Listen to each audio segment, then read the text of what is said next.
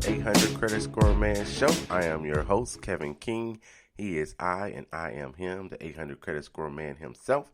And I want to thank each and every one of you guys for coming in and giving me 30 minutes of your time. Whether you're listening live on Saturday at 1:30 Central Standard Time, or if you are listening on some other format throughout the week. Of course, the show is on demand at iTunes, also on Google Play as well. So again, I thank you so very much for listening. And of course, you can always catch the show on Spreaker.com. That's Spreaker.com. You can always catch the 800 Credit Score Man Show. So again, thank you guys for coming in and listening. So what are we going to talk about today? Today we're going to talk about do's and don'ts. What to do in regard to your credit and what not to do in regard to your credit. That's what we're going to talk about today on the 800 Credit Score Man Show. And I'm going to bounce back and forth between do's and don'ts. So you got to keep up. And in between, I'm going to drop a couple little pearls there. So you've got to listen to the entire show and pay attention, because you might catch something that you've never heard before. So again, welcome to the 800 Credit Score Man Show. I am your host, Kevin King. And right off the top of the show, if I do not give this lady a shout out, her cousin is going to kill me. So for the last few weeks, I was supposed to shout this young lady out, and I have been forgetting to shout this out. So I want to shout out Janelle Douglas. She made the Dean's List, y'all. So this young lady is one smart cookie. She made the Dean's List, and I know her mom and dad are extremely proud of her. Her cousin, Pam, certainly is, because she's been contacting me, and I absolutely know that her grandmother could not be any prouder as well. So congratulations to you, Janelle Douglas, for making the Dean's List. Keep up the good work. All right, so let's jump into the do's and don'ts when it comes to your credit. Some of these things may have to do with your credit card. They might have to do with your actual credit itself. So let's jump into the do's. Now, of course, right off the top, you know what the first do's got to be. You've got to pay on time. You have got to pay your bills on time. One late payment can lower your credit score dramatically. So I've told you before, a late payment can lower it 30, 40 points. If you're talking about a mortgage, it could potentially lower your credit score by 80, 90, maybe even 100 points by being late just one time. So you've got to pay on time. That is an absolute do, of course. So what's something not to do? Do not close credit card accounts. Don't close those old credit cards accounts. We talk a lot about getting out of debt. That's always somebody's New Year resolution, to get out of debt. That's always a goal that people are making. I talk about getting out of debt, even though this isn't a debt show. I talk about it all the time. So part of getting out of debt is, of course, getting rid of your credit cards and high interest cards and making those payments on a monthly basis. But do not close those credit cards once you're out of debt, or once you've gotten down to where you just can't stand it anymore.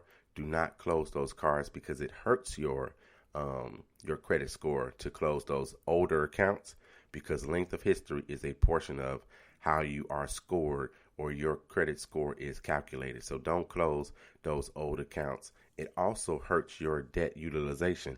And I've talked a lot about debt utilization on the show, because a lot of people have no idea that that is 30% of what your score is. So if you are hearing the words debt utilization for the first time, I suggest you go back and listen to several of the 800 Credit Score Man shows. You can catch them on iTunes, on Google Play, and right here on Spreaker.com. So make sure you do not close those old credit card accounts, even when you pay them off. Don't close it. Do check your statements. Check your statements on a monthly basis when they come in. This is to protect yourself.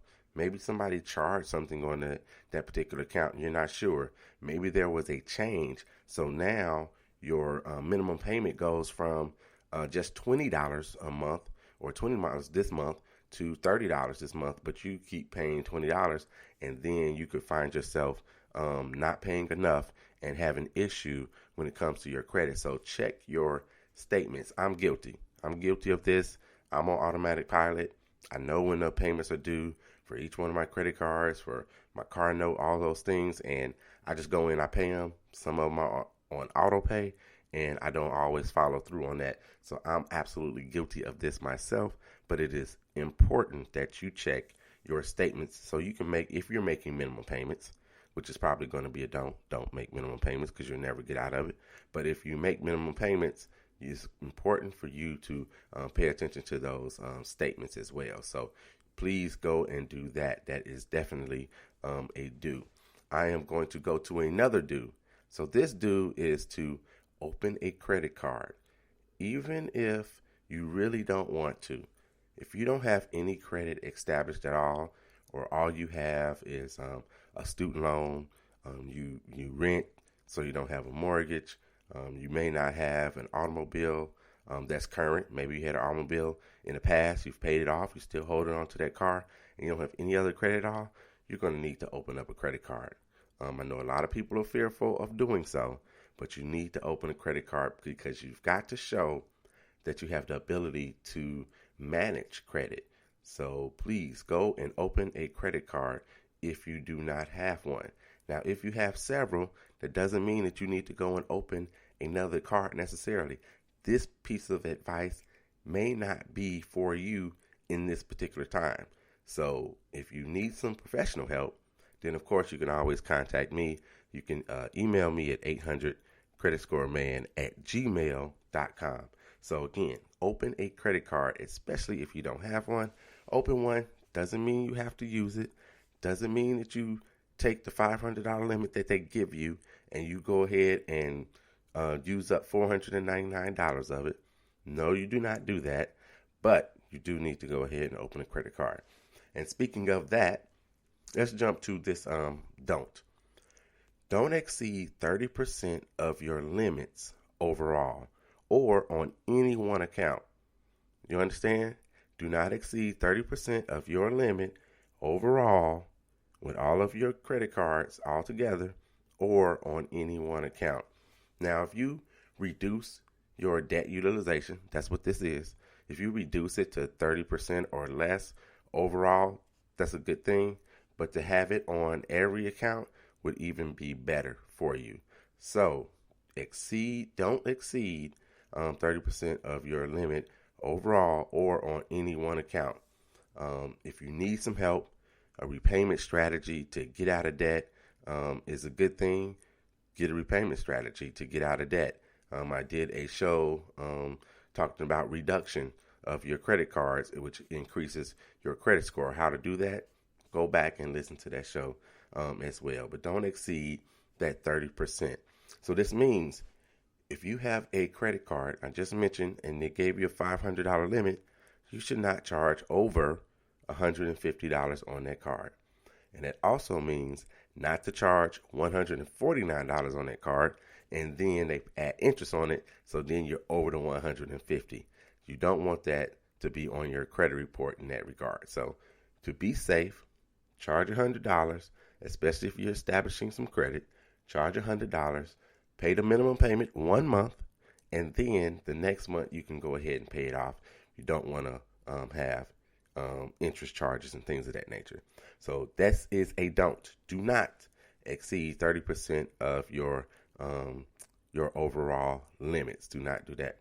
Here's another don't, and this I want to say this one bugs me.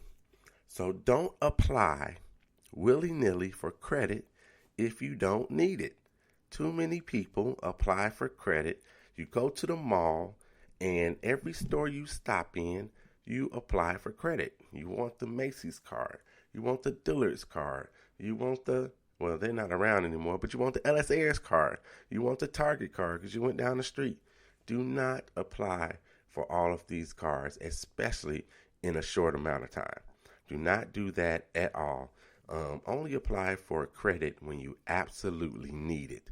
When you need the credit, then apply for it. Unless, like I just said, you don't have any at all, and you want to increase your credit score, and you need to get a credit card. So don't go applying willy-nilly when it comes to getting a credit card and going to stores and things of that nature. Or if you are, say, on Credit Karma or something of that nature, they give you recommendations. And you may have recommendations because you have a fair credit rating. you may have recommendations and they tell you can get these 4 or 5 different credit cards. Do not go applying for all 4 or 5 of those cards. Apply for one if you need it. Apply for one of those cards. All right, so let's move on a little bit. Actually, let's stay with the don't a little bit. I was just saying not to apply willy-nilly, and don't open multiple accounts at the same time. So that was another one, and I really just said that. Don't open multiple accounts at the same time, and that's not just with credit cards. So you don't want to go close on your mortgage, then the next day you're at the furniture place and you want to get some new furniture. So now you get that furniture card while you were on the way home. You got a flat tire, so now you stop at the tire place and you get new set of tires for 90 days, same as cash. You don't want to apply for that. Don't do those things all at one time. Doing those things all at one time will definitely hurt your score because you're shortening your length of history at one point. Then you're also bothering with your inquiries. So you got 4 or 5 inquiries. You're going to get knocked or deemed 2 to 4 to 6 points for each one of those. And now your credit limits and your balances and your debt utilization are all over the place. That's not helpful to you. So do not open multiple accounts all at the same time. All right, so another do. This is to help yourself. So to help yourself, set up alerts for your creditors. Nowadays, if you have a Chase Visa or Capital One, you can set up an alert. They'll let you know when your payments are due. Prior to, one of my credit cards lets me know that my payment is due 10 days before it's due. I don't know why 10 days, but 10 days before it's due, they let me know. And that actually, now that I think about it, it makes sense. So if I didn't have the money or I forgot about it and I was going to mail it, like snail mail, then that'll give me time to go ahead and do that. So set up alerts so you know when those payments are due, especially if you're guilty like I am. And I mentioned earlier, if you don't open your statements, this is a good thing. You'll get that information.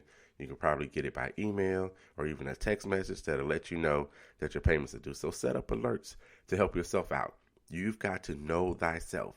I say it all the time. Know thyself. And I tweet it all the time.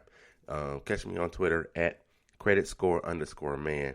Know thyself. So if you're going to have trouble and you don't remember if your payment is due on the 15th or if it's due on the 20th or if it's due on the 21st or which one is due at that time, then set up alerts to help yourself stay on track so you do not get behind when it comes to your credit and creditors. All right. So look, we have done a few do's and don'ts in there. Let's jump to one more before we get to the question of the day today. So also in the same framework of setting up alerts, set up autopay. Now some of you are afraid of autopay. I know I am on certain accounts. It's certain accounts I don't want messing with my accounts. So I don't do that. I'll pay them myself. But setting up autopay is easy. It's convenient. You know that it'll come out of your account, on the same day of every month. And you know that payment in itself will not be late if you set up autopay. So you have that option. I know for credit cards, you got that option. For automobiles, you have the option for your mortgage to set up autopay. So that may not be a bad thing. Some of us need to embrace that. And when I'm talking to you, I'm talking to myself because I don't particularly like autopay on everything. My cable bill, I'll never set that up on autopay. But that's just me. Now, I love TV, but if the cable bill has to get cut off because I need to eat, or the cable bill has to get cut off because I need to make sure I make my car payment, then we just won't have cable and we'll be old school going to the red box, if that's even old school, or I'd drag out my VCR out of the basement and stick an old VHS in to make sure that we have some entertainment in my house. But I'm not setting up autopay for me. I'm not setting up autopay on my cable bill. That's just me. Maybe I ought to embrace that.